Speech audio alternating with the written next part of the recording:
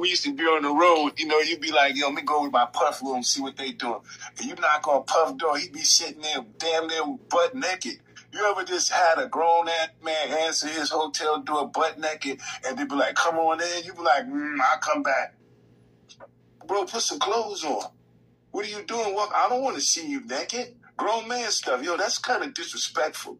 So when you get, that's called the test off. How you make sure you breaking in. Yo, call the artist up here to the room, tell him I want to have a meeting by my tub. He be in there by the tub and stuff, soaking and stuff. Butt naked. You be like, how the hell am I supposed to have a meeting with a butt naked in the tub? So that little piece of clip that you're hearing is from an interview, I believe it's from Vlad TV with Mark Curry, the ex-artist of Bad Boy Entertainment, P. Diddy's Entertainment. And he was talking about just P. Diddy being nasty, trying to seduce his artists. We fell out because I called it a breach of contract, the same way he said the liquor company breached the contract with him. I fell out with him because he didn't put my product on the shelf the way that he feels like or felt like they should have put his product on the shelf. I felt like he didn't give me the opportunity that he feels like the liquor company didn't give him the opportunity. We fell out for the same reasons why he's complaining right now. He's complaining about the same things I've been telling him about him a long time ago. But it only matters when they did it to him. It didn't matter when he was doing it to everybody else. So I kind of knew at that time that, what was stopping me from becoming successful as an artist was because of him. And then I thought about, everything that I was working hard for, all of the people who I was living for, dreams I was trying to make come true. And then what you really did was just, you kind of just messed it up for all of that for me. So I grew upset with that. And then he didn't have no compassion, no heart, like, hey, you know what? I'm sorry that things didn't work out with you with this music career. But what I can do is secure you with this much, right? You can go try to get your life back on track. Maybe go buy a few houses. You like to do some carpentry, rehab, things like that. He never did nothing like that. It was just like, f*** you. Like, f*** you. You know what I'm saying? So when he said, I was like, f*** you. So I'm going to write a book. And then I wrote this book. I wrote this book in 2009. And I said to myself, you know what? I'm going to attach something to you that's always going to make me money no matter what. So I wrote this book and I attached it to him. And that was my way of saying that I'm going to get my money from you one way or another. I'm going to make it. And that's when I did this. I already knew. And when I did this, I already knew it was over. I tried to tell him, I said, look, I'm going to write a tell-all book. I'm doing my story about my life.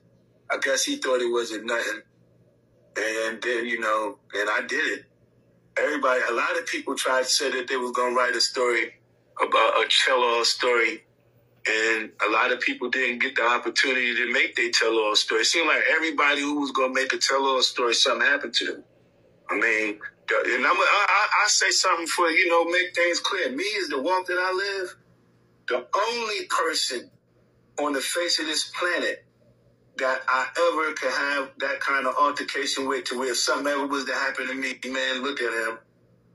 It ain't nothing great happen to me by accident.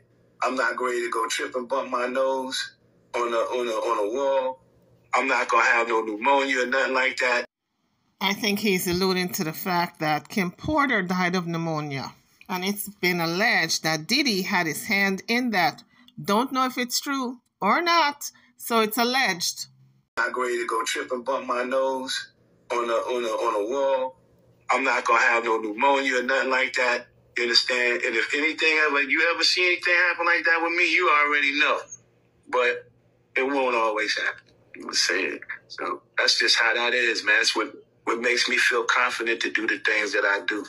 I believe this interview with Mark Curry was with Vlad TV. Kim Porter. My name is Mark Curry. I'm a former Bad Boy recording artist. A lot of people, I made a lot of hits for Puff. How do you feel about these lawsuits accusing Diddy of abuse? What do you think about that? You knowing Diddy, do you think he's capable of doing that, man?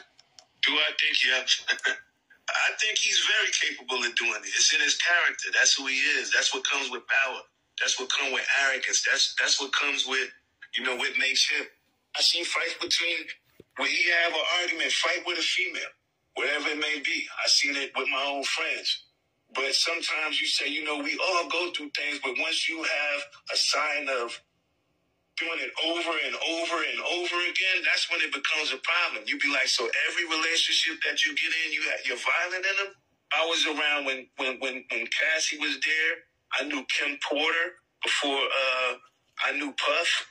I met Misa, but it was a history. When you have a history of the same thing, man, it becomes a problem. Speaking of Kim Porter, because you knew Kim Porter, is it true that Diddy broke her nose?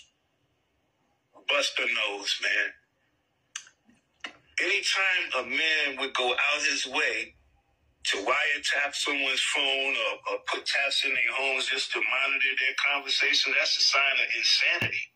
This is P. Diddy talking about giving back the publishing rights to some of the artists. What do you say to the people who say they feel like the publishing has no value now and you've earned all your money off it, so now you want to give it back because it's not really worth anything? Yeah, I mean, that's just not the truth. Whatever your value of your publishing is, that's the value of your publishing and giving the artist back their publishing. Yeah. What made you decide to do that, and what was the artist? Did you speak to every artist when you did it, or how did that happen? How did that work? Break that down. Yeah. When I had went and called out the Grammys, I also had to make sure that I had also looked from within. Once you start asking for change in this world, you have to look within and be a part of that change. So this actually was done 2 years ago. It was the right thing to do. Yeah. You know what I'm saying? It was the right thing to do, and it's the frequency that I'm in. It's the love frequency. If it wasn't for these people that have helped me with all of these records, everybody, if there's anything, you know what I'm saying, like that, just doing the right thing. That's just with the frequency that I'm in. I think the frequency we should all be in is not being afraid to look inward and to make decisions like that. So I want reform in all industries. I want reform in corporate America. If I got to ask corporate America to look at something and change their ways and the world, then it's just I have to be responsible and accountable for that, for myself. Business, you don't have to change the contract. You don't have to make changes in the world. But if you have a chance to do the right thing, why wouldn't you do the right thing? You know what I'm saying? What do you say to the people who say they feel like the publishing has no value now and you've already made all your money off it, so now you want to give it back because it's not really worth anything? Yeah, I mean, that's just not the truth. Whatever your value of your publishing is, that's the value of your publishing. This is Mark Curry responding to Diddy saying that he's going to give some of the artists, publishing rights back. And Mark Curry said he don't want the publishing, he wants the money because these songs are outdated. Nobody's playing them. So even if they get the publishing rights back, the songs are not worth it. P. Diddy have already made his money off of the songs. So for them to get the publishing rights now, it's worthless. It don't mean anything. It's not worth anything. He says he wants the money instead. I don't want the publishing. I want the money. Come on, y'all think he doing a good thing because he give back some publishing? Come on, man. It's not worth anything. And then he don't have the Ciroc or the DeLeon, and then he gonna give $1 million to Jackson State like he doing some humanitarian type thing. He just trying to do whatever he can to keep his name relevant so he can go for a new deal because he don't really have nothing that's making him no money right now. He's not even a billionaire no more, so let's talk. Now here is Jaguar having an interview with Real Life Productions. She's on the Blue Couch talking about the people who passed away, the ones who worked with Diddy, and the ones who are still alive. Let's take a listen. Andre was different. Andre had class. Andre had some integrity. But no, you go to get the little Chucky doll. I'm sorry, I'm a little upset about it.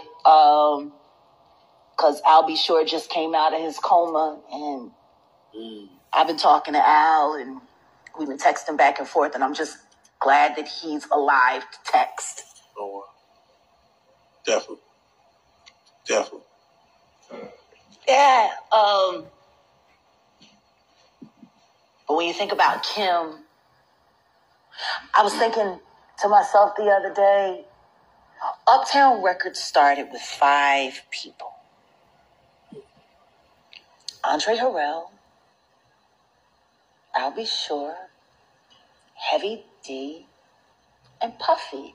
And Kim was the longest working employee because she was there from the very beginning. She was Andre's personal assistant. Mm. Kim is dead. Heavy D is dead. Andre Harrell is dead. The only 2 left are Puffy and Al almost died. Isn't that interesting? That is interesting. Heavy D was found dead, face down in the heart attack. Andre Harrell, heart attack. Kim died from pneumonia, but there's the first coroner's report that said that she died. It was ruled a homicide, and they found toxins in her body to prove that she had been poisoned. You know, they have poisons that create heart attack and pneumonia-like symptoms. And then right after that, Al had a meeting, and I was going to meet up with him because we were in Vegas. And then the next thing you know, you want to know what they all had in common, though? The survivors and the late of Uptown Records, they were all writing tell-all books. Andre was writing a book right before he died.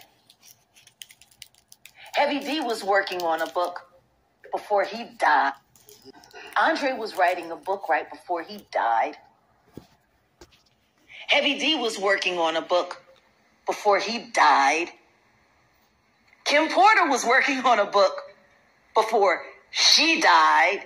And Al B. Sure was working on the documentary of his life. And then he goes into a coma. Has Puffy ever been in a coma? Has anything happened to him? He must be the luckiest man, because it seems like everybody that worked at Uptown Records from the very beginning is gone. Just him. I guess Al disappointed you. Kim told someone very close to her that she thought he was trying to kill her. Just like Whitney Houston sent a note and said that they was trying to kill her. Just like Janis Joplin sent a note and said they was trying to kill her when Clive Davis had only been managing her for a year. I'm going to find that promissory note, Clive, I promise you. Just like I believe, allegedly, you tried to murder my friend and you poisoned my friend, I'll be sure. 2023 is going out with a bang. It looks like if a lot of these lawsuits are being carried over into the new year. So 2024 is going to be the year of a reckoning for a lot of these artists that are being sued. On that note, guys, I'm over now. Don't forget to hit that like bell. Subscribe to the channel if you haven't done so as yet. I'll see you guys on the next one. Thank you for watching.